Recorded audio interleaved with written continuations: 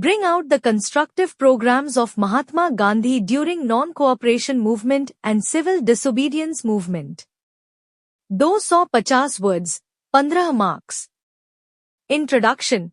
Mahatma Gandhi was a key leader in India's struggle for independence, advocating for non-violent resistance against British rule.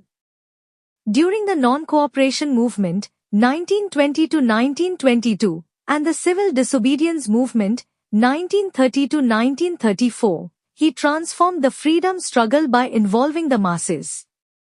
Alongside these movements, Gandhi initiated various constructive programs aimed at social and economic improvement, self-sufficiency, and nation-building.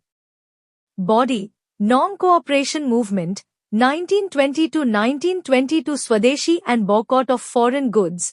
This promoted self-reliance, boosted local industries, and reduced dependence on British imports.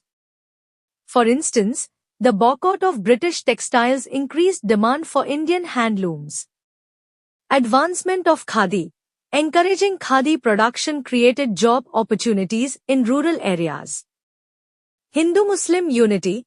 Gandhi supported the Khilafat movement, which united Muslims with the non-cooperation movement. Education. He emphasized vocational training and established national schools and colleges to promote self-reliance in education. Civil disobedience movement, 1930 to 1934 Salt Satyagraha.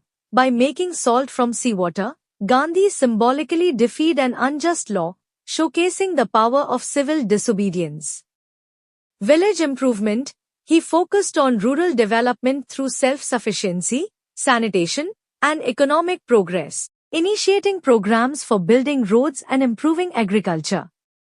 Prohibition of alcohol and drugs.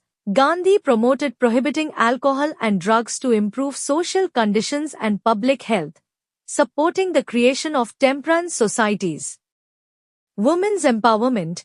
He campaigned against child marriage and dowry, promoting women's education and increasing their participation in various fields.